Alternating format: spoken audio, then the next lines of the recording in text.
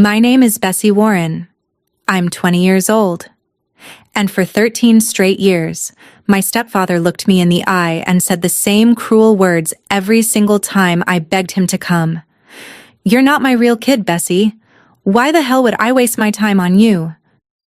He skipped every school play, every recital, every parent-teacher night, every single moment that should have mattered. Last month, I stood on stage in front of 200 sold-out seats, performing the lead role of my life. Mid-monologue, I glanced into the audience, and there he was. Row 7, center. The man who had never shown up for me, sitting right there. Next to him was a woman I had never seen before, holding up a handwritten sign that read, "Your birth mother would be proud." They thought I wouldn't notice them. They thought I'd keep believing I was worthless.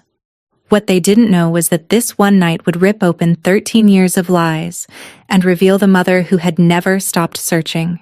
And everything I thought I knew about my family was about to be completely destroyed. But before I tell you what happened next, if this story already has you hooked and you want to know how 13 years of rejection turned into the biggest betrayal of my life, please take a second to like this video and subscribe. Drop a comment and tell me, have you ever felt invisible in your own family? And where are you watching from right now? Now, let me take you back to where this really started. To the moment I learned what it meant to be invisible in your own home. I was 5 years old when I entered foster care. I don't remember much about those years. Just a series of temporary rooms, temporary families, temporary everything. Then, in 2010, a woman named Judith Hartley became my foster parent. She was a nurse, lived alone in a small house in Bridgeport, Connecticut. The day I arrived, she showed me to a bedroom painted pale yellow. The window looked out over a parking lot. She told me I was safe now. I wanted to believe her. For a year, it was fine. Not warm, exactly. Judith wasn't the hugging type. But she fed me, clothed me, made sure I got to school. Functional. That was the word I'd use now, looking back. She functioned as a parent, but there was never any connection. No bedtime stories, no, "How was your day?" Just the mechanics of keeping a child alive. Then in early 2011, everything shifted. Judith got married to a man named Clayton Novak. He was 41 at the time, worked as an accountant for a logistics company. The first time I met him, Judith introduced me with a very specific phrase. "This is Bessie, my sister's daughter. My sister passed away 2 years ago. I'm all Bessie has now." I remember being confused. I'd never heard about an aunt before. But I was 6 years old and had learned not to ask too many questions in foster homes. You just went along with whatever story the adults told. Clayton looked at me, nodded, and said, "She's family then. We'll make it work." At the time, I thought that was a good thing. Family. I'd always wanted to be someone's family.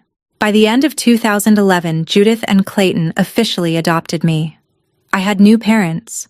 A new last name, Warren, from Judith's maiden name. I thought my life was finally stable. I was wrong. The first 2 years weren't terrible. Clayton kept his distance, but he wasn't openly cruel.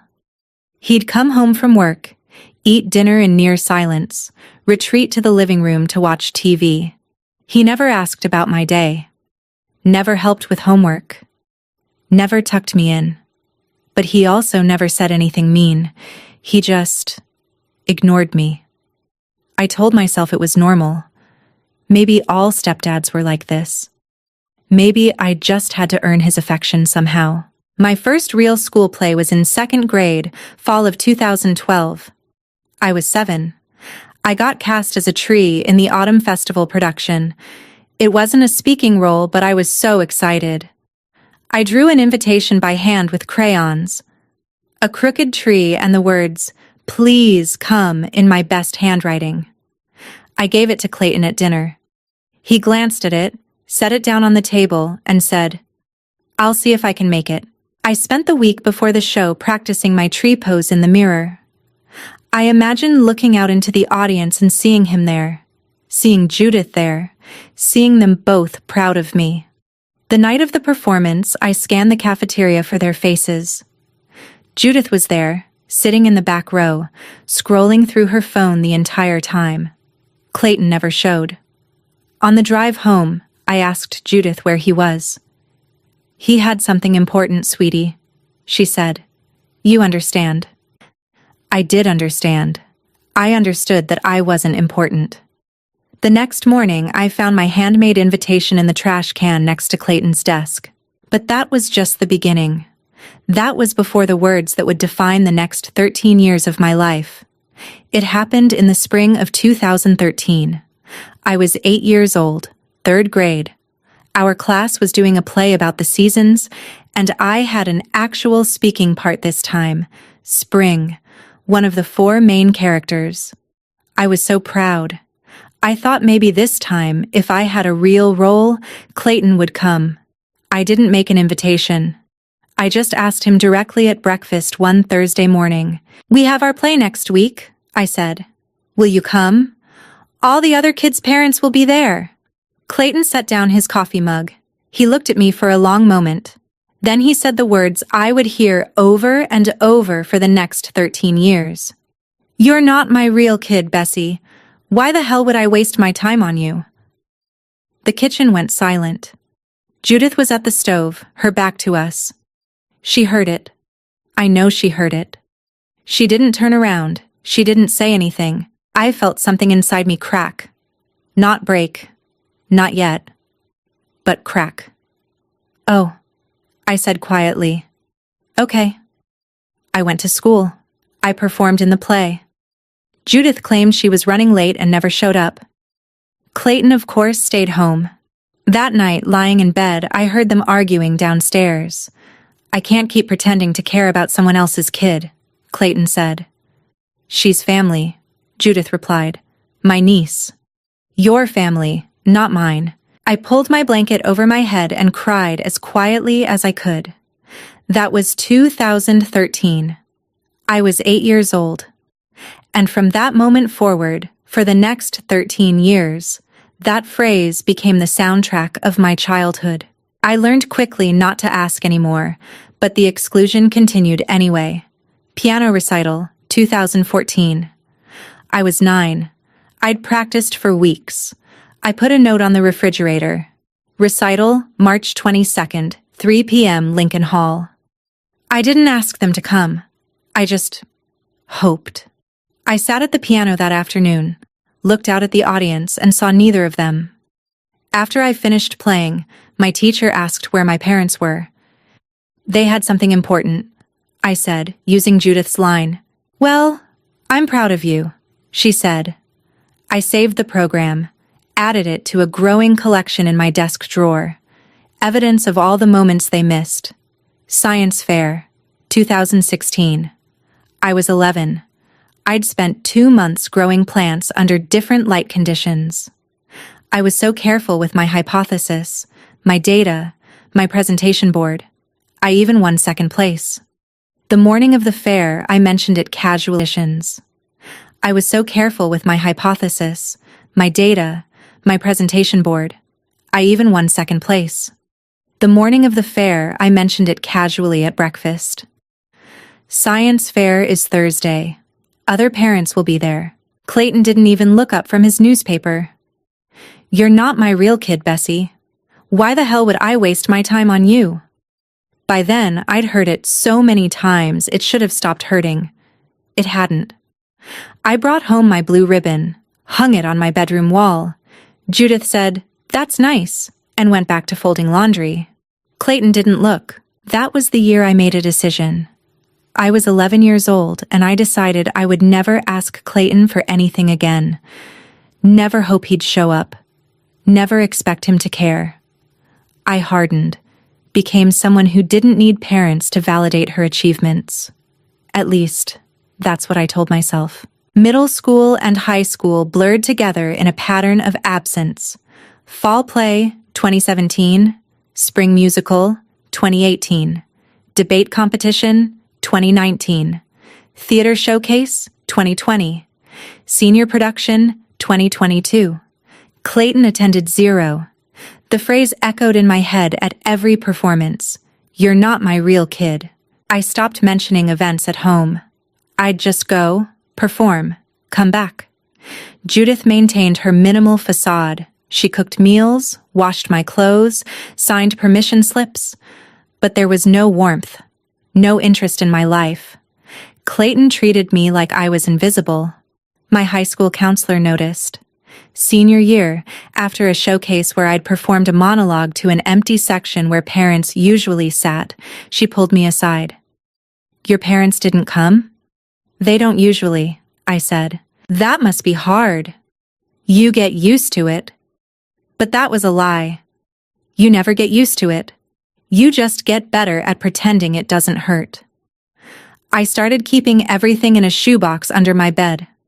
Programs from every play, tickets, ribbons, certificates, a collection spanning from age 8 to 18, 10 years of moments they'd missed. I didn't know why I kept them. Maybe as proof. Proof that I'd existed, even if my own family refused to witness it. Graduation day, June 2023. I was 18. I'd been accepted to Hartwell University on a full scholarship for theater arts. It was the first real piece of good news I'd had in years, the first thing that felt like an escape route. I told them at dinner. That's good, Judith said, not looking up from her plate. Clayton grunted. You'll be out of here soon. Not, congratulations. Not, we're proud of you. Just a reminder that they were counting down the days until I left. I moved into my dorm that fall and felt like I could finally breathe. College was different.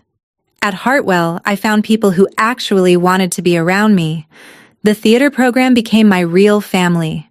My professors saw something in me. My classmates invited me to things. For the first time in my life, I felt like I belonged somewhere. Freshman year, I did supporting roles, learned the craft, watched the seniors command the stage. My professor, Alan Morrison, pulled me aside after a rehearsal in October. You've got something rare, Bessie, he said. You understand abandonment. You know what it means to perform for people who refuse to see you. I've had practice, I said. He smiled sadly. Blanche Dubois needs that. You should audition for Streetcar next year. I did. And in January 2026, halfway through my sophomore year, I found out I'd been cast as Blanche in A Streetcar Named Desire. Lead role, main stage, 200 seats. It was the biggest opportunity of my life. I took a photo of the poster, my name printed right there under the title, and sent it to Judith. She never replied. I didn't invite them to the show. I'd learned that lesson 13 years ago, but a week before opening night, I got a strange email. The address was unfamiliar. The subject line read, "Regarding your performance." The body of the email contained just one sentence. I'll be there. Row 7. No signature, no explanation. I assumed it was spam, deleted it, forgot about it. I had no idea that email would change everything. February 14th, 2026, Valentine's Day, opening night. I stood backstage at 7 p.m., 30 minutes before curtain. The dressing room buzzed with nervous energy. Hair and makeup were done. I was in costume, Blanche's white dress, pearls, the whole transformation. I checked my phone one last time. 0 messages from Judith or Clayton. Of course not. Why would this night be any different than the last 13 years? My castmate, Jenna, came over. Your parents coming tonight? No, I said. Flat, factual. They don't do theater. Not even for your debut? That's brutal. I stopped expecting them when I was 11. Jenna squeezed my shoulder. Well, we're your family now. I smiled, but part of me was still that 8-year-old girl scanning the cafeteria for faces that would never show up. 5 minutes to places, the stage manager called. I took a deep breath, looked at myself in the mirror. This is who I am, I thought. The girl they never saw. Outside in the lobby, 200 people were filing into their seats. Among them, sitting in row 7 center aisle, were 2 people I didn't know were there. One was Clayton Novak, wearing a suit and tie for the first time in 13 years. The other was a woman holding an envelope full of documents that would destroy the only life I'd ever known. But I didn't know that yet. I just knew my cue was coming, and I had a role to play. The curtain rose. The lights hit my face. I stepped into Blanche's world, fragile, desperate, pretending to be something I wasn't. I understood her completely. The first 20 minutes of the show, I was fully present. Lines flowed naturally. The audience faded into darkness beyond the stage lights. I wasn't Bessie Warren anymore. I was Blanche Dubois, and I was surviving the only way I knew how, by performing. Then, near the end of Act 1, during a scene about family and belonging, I made a mistake. A directing mistake. I broke the fourth wall and glanced at the audience. My eyes scanned the rows automatically. Rows 1 through 6. Strangers. Row 7. My breath caught. Clayton. Center seat, suit and tie. Sitting completely still, watching me. For the first time in 13 years, he was in an audience of mine. Next to him sat a woman I'd never seen before. Maybe 40 years old, brown hair pulled back, dressed professionally. Her eyes were red. And in her hands, she held a white poster board sign with 7 words written in thick black marker. Your birth mother would be proud. Time seemed to slow. I almost missed my cue. My scene partner had to repeat his line before I snapped back. Birth mother? Proud? Who was she? Why was Clayton sitting next to her? Why now, after 13 years of nothing? I got through the rest of Act 1 on autopilot. The curtain fell for intermission and I ran backstage. Jenna grabbed my arm. You okay? You seemed off that last scene. I'm fine, I lied. My hands were shaking. I had 15 minutes before Act 2. 15 minutes to process what I'd just seen. But how could I process it? I didn't have any context. Judith had never talked about my biological family. The story I'd grown up with was simple. Judith's sister had a kid. The sister died. Judith took me in. That was it. But the sign said, birth mother, not aunt, not family friend. Birth mother. 5 minutes to Act 2. The stage manager called. I made a decision. Finish the show. Deal with this after. 5 minutes to Act 2. The stage manager called. I made a decision. Finish the show. Deal with this after. But when I stepped back on stage, I couldn't help looking again. Row 7. They were still there. The sign was resting against the woman's chest now, words still visible from 30 feet away. Act 2 of A Streetcar Named Desire is brutal. Blanche's facade crumbles. She's exposed, humiliated, broken. And that night, I poured every ounce of 13 years of pain into that performance. Every line about abandonment hit differently. Every moment of Blanche pretending to be wanted when she wasn't. I knew exactly how that felt. The audience was silent, captivated. Professor Morrison would tell me later it was the best performance he'd ever seen from me. But I wasn't acting. I was bleeding. The final scene arrived. Blanche, defeated, speaking the most famous line in the play. Whoever you are, I have always depended on the kindness of strangers. My voice cracked. Not because the script called for it, because it was true. I had depended on strangers, professors, castmates, people who saw me when my own family refused to. The curtain fell. The audience erupted in applause, standing ovation.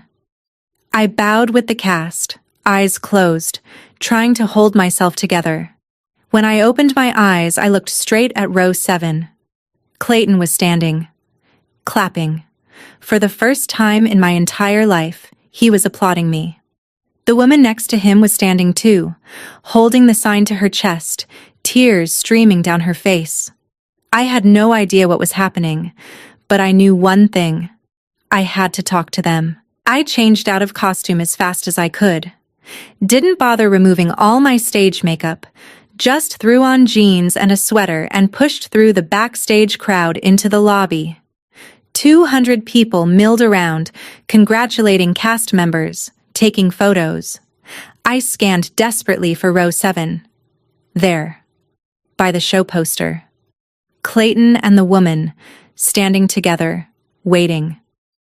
The woman spotted me first. Our eyes locked. Her expression was a mix of hope, fear, and something that looked like longing. I walked toward them, my heart pounding. Clayton had his hands in his pockets, looking anywhere but at me. The man who'd refused to watch me for 13 years couldn't meet my eyes now. I stopped 3 feet away, close enough to read the sign clearly. Your birth mother would be proud. The woman's voice trembled when she spoke. Bessie? She knew my name, not from a program. She said it like she'd been practicing it for years. I'm Catherine Whitmore, she said, and I've been looking for you since the day you were born. Everything in my world tilted.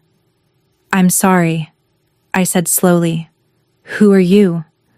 I'm your biological mother. Catherine's hands shook as she held the sign. And I need to talk to you. Both of you. She glanced at Clayton. Clayton finally looked at me. For the first time in 13 years, there was something in his eyes other than indifference. Guilt, maybe. Or fear. There's a cafe nearby, Catherine said. The Grind. It's open late. Please.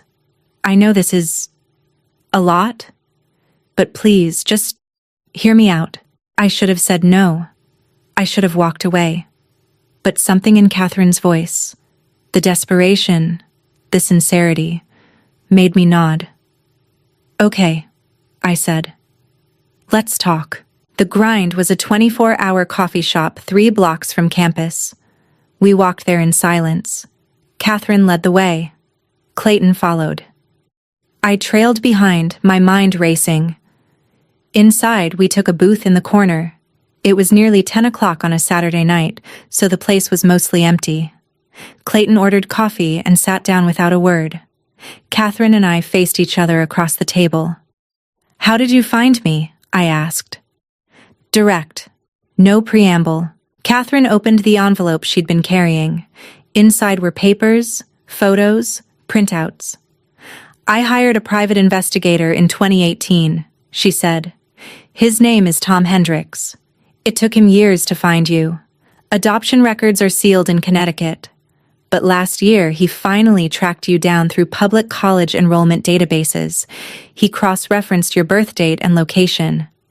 When he found the poster for your show online in January, he sent it to me. She pulled out a photo and slid it across the table. It was a printout from the Hartwell University Theater website.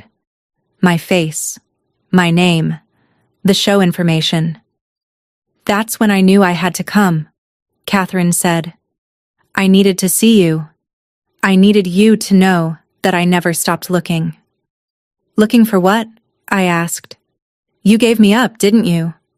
The words came out harsher than I intended, but Catherine didn't flinch. I was 18 years old, she said quietly. I got pregnant. My family is old money, Connecticut shipping industry, very conservative, very concerned with reputation. When I told them, they gave me an ultimatum, adoption or disownment. So you chose adoption. I was forced into adoption, Catherine corrected. I signed the papers because I was 18 and terrified and had no resources. They told me you'd have a loving family, a better life than I could give you. I believed them.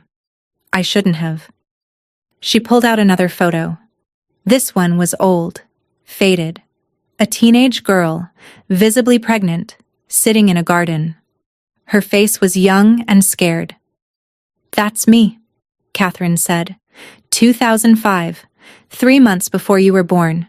I stared at the photo, looked at Catherine, looked back at the photo.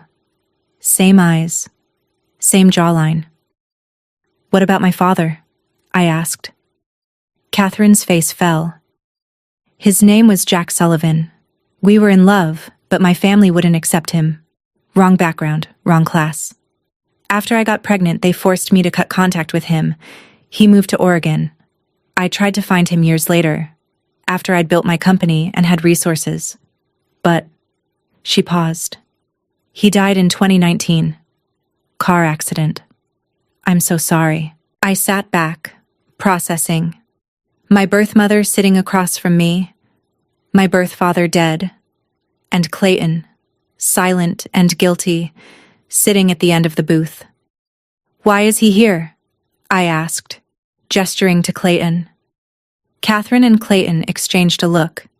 Because I didn't know who you were until 3 months ago, Clayton said. His voice was rough, defensive. What does that mean? Catherine pulled out another document, a photocopy of a bank receipt. This, she said, sliding it across the table. I looked down. Bank wire transfer, November 2011, amount $2,000. Recipient, Judith A. Hartley Novak. Memo. Monthly assistance, November 2011. I don't understand, I said. After you were adopted, Catherine explained, I couldn't have direct contact with you. The adoption was sealed. But in 2011, my private investigator at the time found out who'd adopted you. I couldn't reach out to you directly, but I wanted to help. So my lawyer drew up a private agreement with Judith. She pulled out more papers, a contract, official looking. I agreed to pay her $2,000 a month, Catherine said. In exchange, she was supposed to send me an annual photo of you and a written update about your life. No direct contact. Just proof that you were okay. My stomach dropped. $2,000 a month? For 13 years, Catherine said. From November 2011 until now. That's $312,000. I did the math in my head. Confirmed it. $312,000. Did you ever see any of that money? Catherine asked softly. I thought about the thrift store clothes, the lack of allowance, the full scholarship that was the only reason I could afford college. No, I said. I never saw a penny. Catherine's jaw tightened. And she never sent me a single photo. Not one.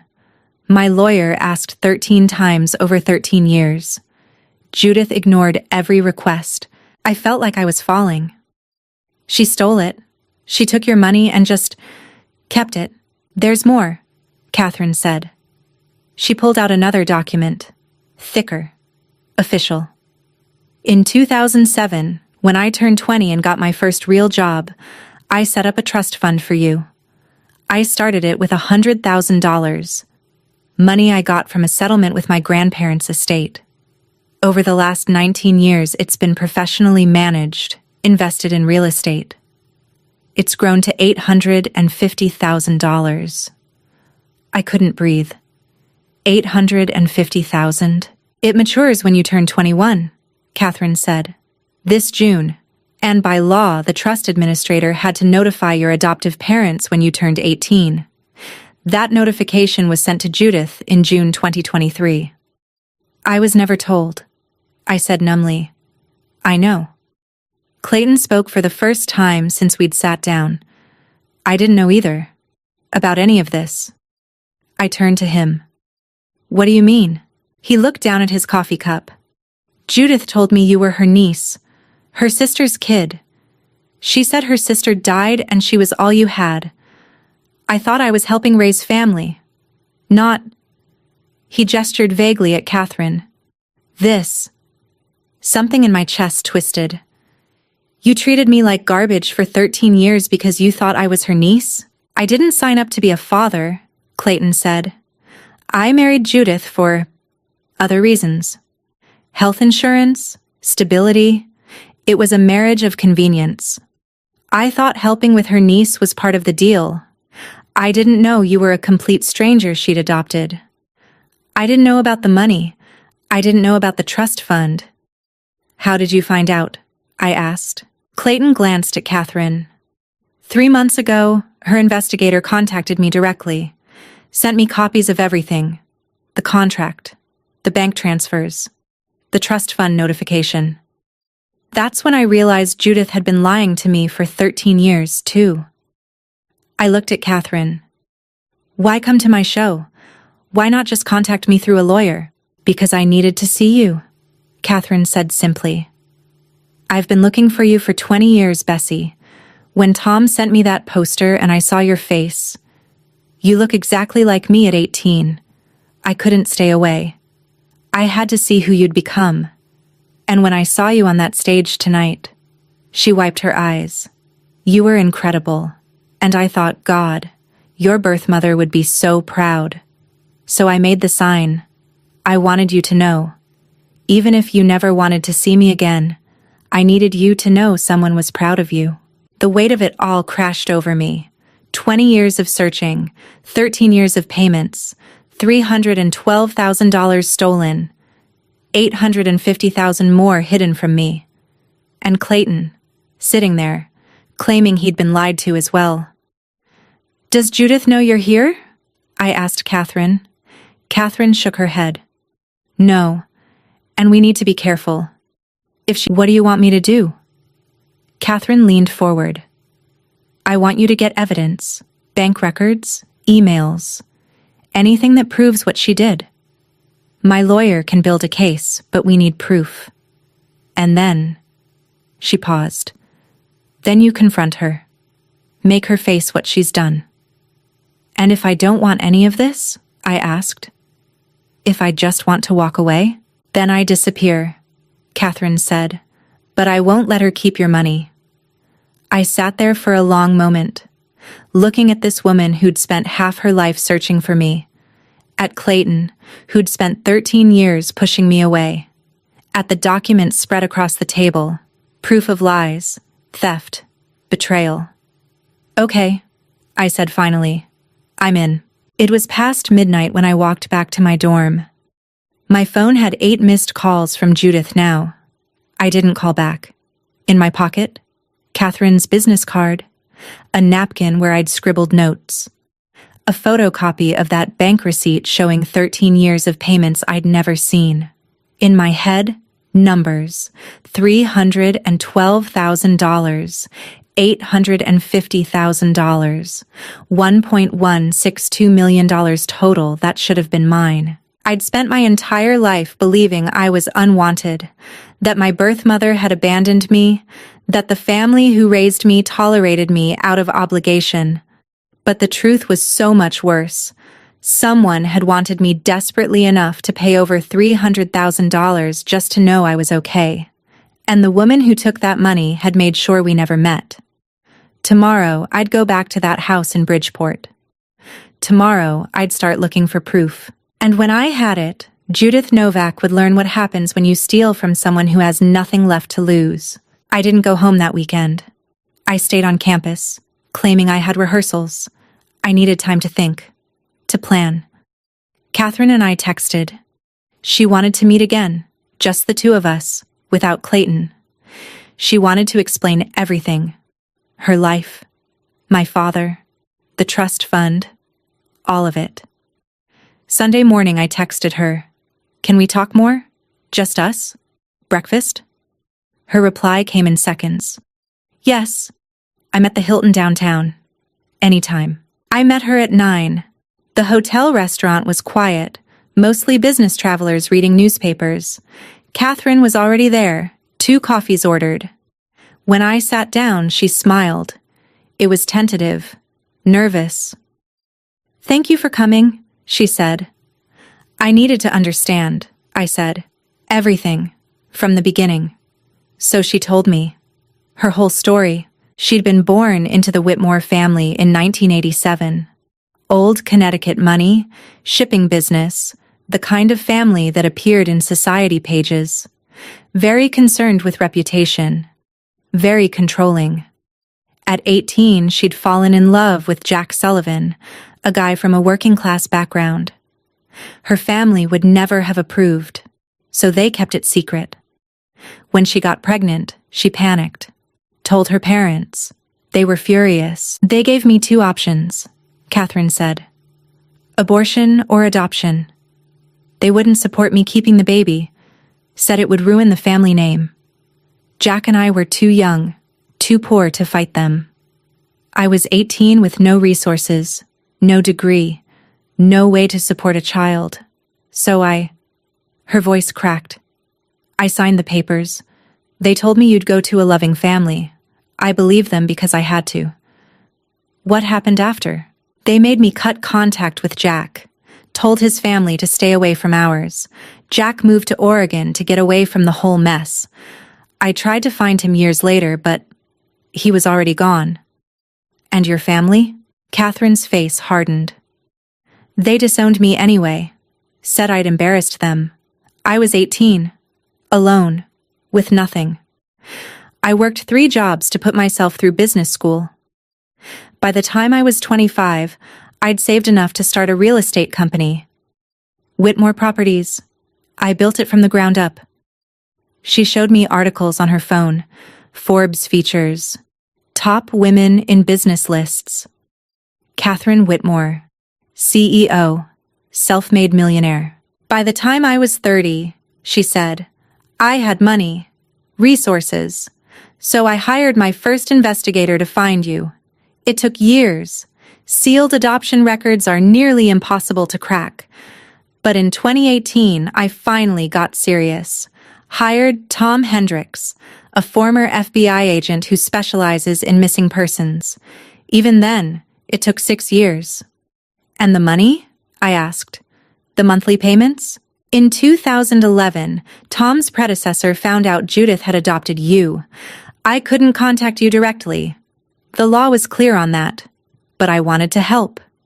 My lawyer, Vanessa Cole, reached out to Judith's lawyer. We proposed a private agreement. I'd send money every month to help with your care, and Judith would send me 1 photo and a written update each year. No contact beyond that. She agreed. She signed a contract, Catherine said. She pulled out a copy and showed me. Official letterhead. Both signatures. Terms clearly stated. $2,000 monthly, 1 photo annually, 1 written update annually. And she never sent anything? Not once. Vanessa asked every year. December like clockwork. And every year Judith either ignored the request or made an excuse.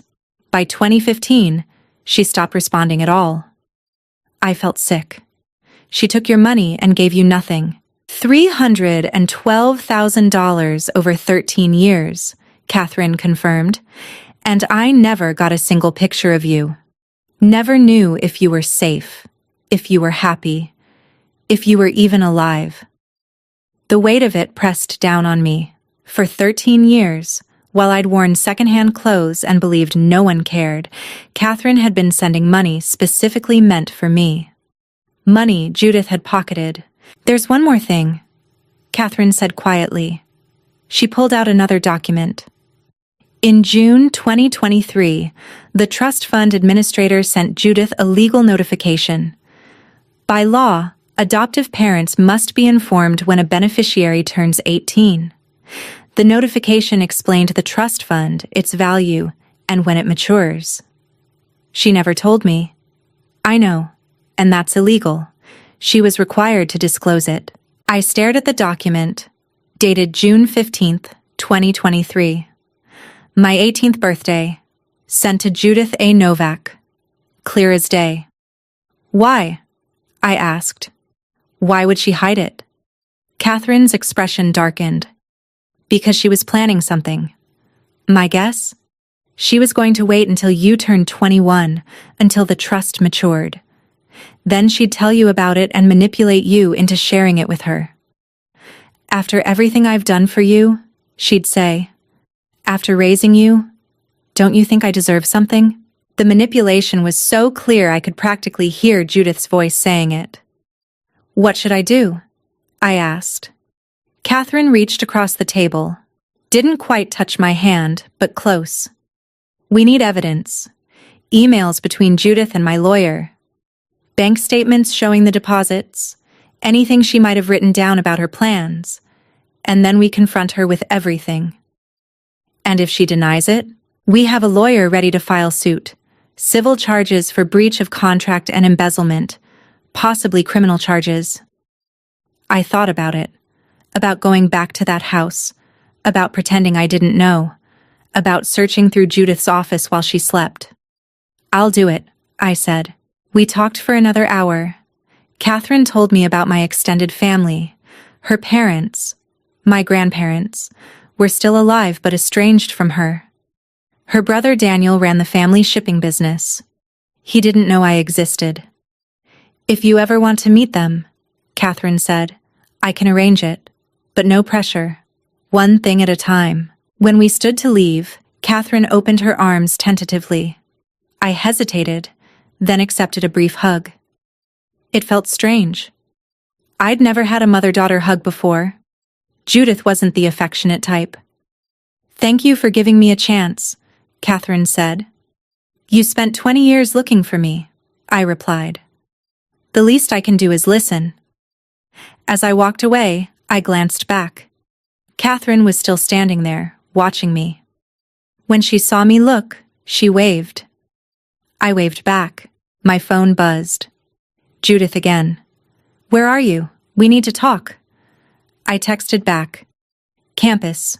Be home tonight. It was time to go back to Bridgeport. Time to find proof.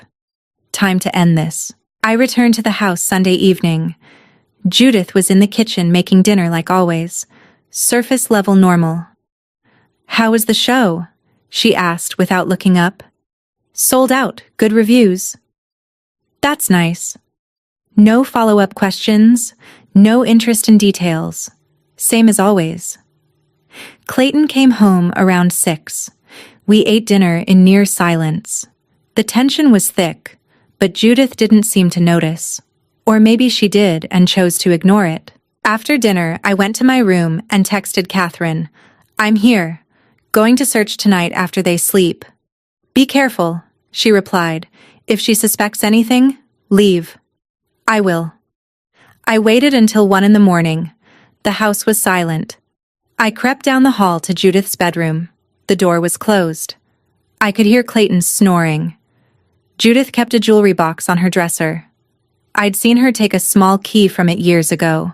The key to her office. I just had to hope it was still there. I opened the bedroom door as quietly as possible. The hinges creaked slightly. I froze. No movement from the bed. I tiptoed to the dresser, opened the jewelry box, felt around in the dark. There. A small brass key. I took it and retreated to the hallway. My heart was pounding so hard I thought they'd hear it.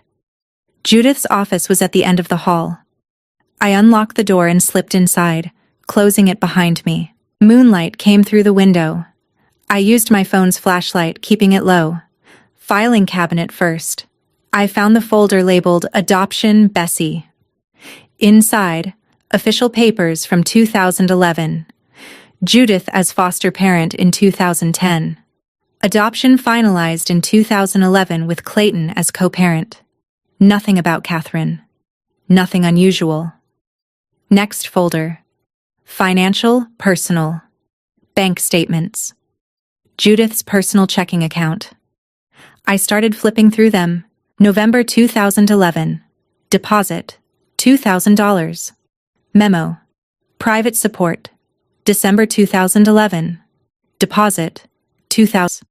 I pulled out my phone and started taking pictures. Page after page, every statement showing those deposits. Then I looked at the withdrawals, cash withdrawals, transfers to different accounts, shopping, vacations to Florida in 2015 and 2018, designer bag purchases. Not a single transaction labeled for me, not one. I photographed everything. Next, I turned on Judith's computer. No password. She wasn't tech-savvy enough for that. I opened her email, old Hotmail account. I searched for Catherine. 0 results. I searched for Whitmore. 23 results. My hands shook as I started reading. The first email was from June 2011, from Vanessa Cole, attorney at law. Subject: Financial Assistance Agreement, C. Whitmore. The email outlined the terms. $2,000 monthly. Annual photo and update. No direct contact. Judith's reply: agreed to terms. The second email was from December 2012, from Vanessa Cole again. Ms. Novak, we have not received the annual photo and update as stipulated in our agreement. Please provide by end of month. Judith's reply: we'll send soon. She never sent it. I kept scrolling. Email after email from Vanessa, year after year, requesting the photo and update. Judith's replies became shorter, more evasive, until finally she just stopped responding altogether. Then, in November 2023, an email from Catherine herself. Direct, personal. Subject: please. Body: I just want to know if she's okay. One photo. Please. I'm her mother. Judith's reply: our agreement was no contact. Stop emailing me. I felt tears sting my eyes. Catherine had begged. Just one photo. Just proof I was alive. And Judith had refused. I kept searching. Found an email from January 2026 from Tom Hendricks, private investigator. Ms. Novak, I represent Catherine Whitmore regarding Bessie K. Warren. Please respond within 10 days. Judith's reply: I have no one by that name living here. Do not contact me. A complete lie. She'd tried to make me disappear. I printed the most damning emails, 12 pages, folded them, stuffed them in my jacket pocket. One more place to search. I found a folder labeled Clayton Personal. Inside, their prenup from 2011, marriage certificate, and a sealed envelope. I opened it. Inside was a handwritten document, Judith's writing, dated 2013. My hands trembled as I read. Told Clayton she's my niece, sister's kid. Sister died 2009. Easier this way. He won't ask questions about the money. The payments from Whitmore's lawyer. Clayton thinks they're from Aunt's estate for Bessie's care. He doesn't know it's from birth mother. Trust fund matures 2026. When Bessie turns 21, I'll tell her it's inheritance from distant relative. She'll be grateful. She'll share. After everything I've done, I deserve compensation. I read it twice. 3 times. Judith had planned this from the beginning. The lie to Clayton. The theft. The manipulation. I photographed the document. Smoking gun. Then I heard it. A creak upstairs. Footsteps.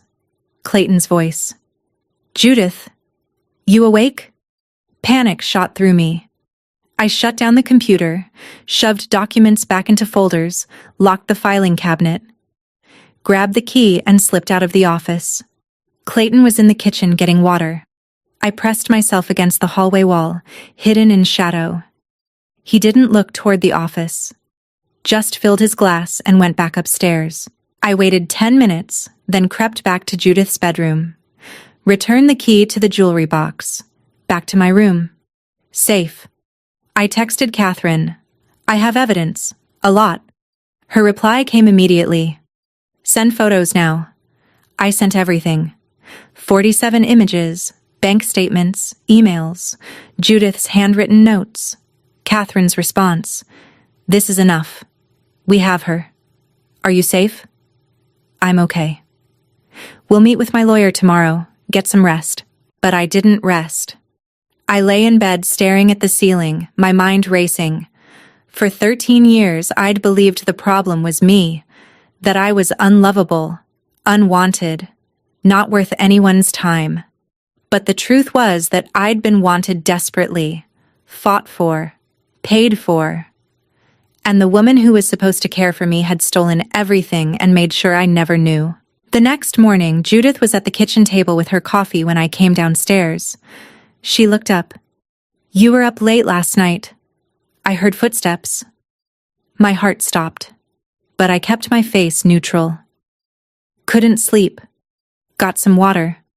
She stared at me for a beat. Then, I grabbed my backpack. Heading back to campus. Got rehearsals this week. Okay.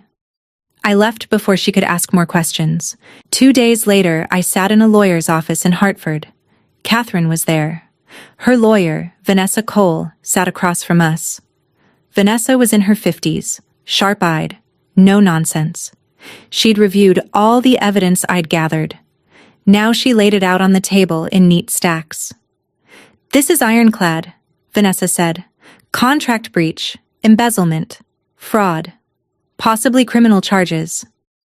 "What are our options?" Catherine asked. Vanessa ticked them off on her fingers. 1. File a civil suit for the return of $312,000 plus damages. 2. File criminal charges for embezzlement and fraud. 3. Send a demand letter offering settlement. She returns the money, admits wrongdoing, no jail time. "What would you recommend?" I asked. "Depends on what you want," Vanessa said. "Justice? Or just your money back?" I thought about it. About Judith sitting in a courtroom. About criminal charges. About revenge. But mostly, I thought about never having to see her again. "I want the money back," I said. "And I want her to admit what she did. But I don't want to spend years in court. I just want this over." Catherine nodded. "Settlement, then." Vanessa started drafting the letter right there, formal language, legal terminology. But the message was clear. Return $312,000 within 30 days. Sign an admission of contract breach and embezzlement.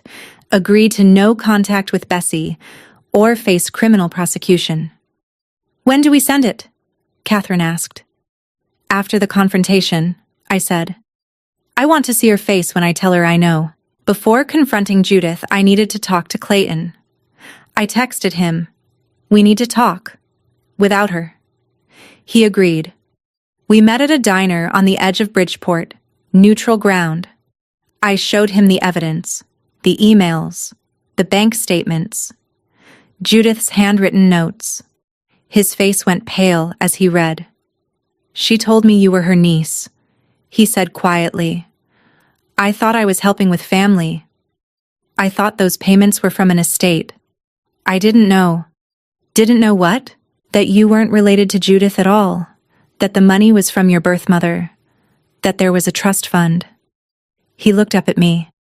"Her investigator contacted me 3 months ago. Sent me everything." That's when I found out Judith had been lying to me for 13 years, too. "And you just went along with it? For 13 years you told me I wasn't your real kid because you thought I was her niece?" "I didn't want to be a father," Clayton said. "I married Judith for practical reasons. When she said you were her family obligation, I thought I was just helping out. I know that doesn't excuse how I treated you. It doesn't. But I wasn't trying to be cruel. I just didn't want the responsibility." I sat back. Tried to process it. Clayton hadn't been a villain. He'd been a weak, selfish man who'd been lied to and went along with it because it was easier. "Why are you helping now?" I asked. "Because I'm angry," he said simply. "I was lied to too, and you didn't deserve what we put you through." He reached into his bag and pulled out an envelope. Inside was a key. "Safe deposit box," he said. "Judith has one at the bank. I think there might be more documents there. You can have this." "Why?" "Because it's the first thing I've done right in 13 years. Saturday, February 21st. Confrontation Day. I arrived at the house at 10 in the morning. Clayton was already there. He'd told Judith they needed to have a family meeting about my college expenses, an excuse that wouldn't raise too much suspicion. Judith was in the living room, sitting in her usual chair. She looked wary when I walked in. "What's this about?" she asked. "We need to talk," I said. I set my folder of evidence on the coffee table. About what? I took a breath. About Catherine Whitmore. Judith's face went completely still. You know who that is, right? I pressed. I don't know what you're talking about. Yes, you do.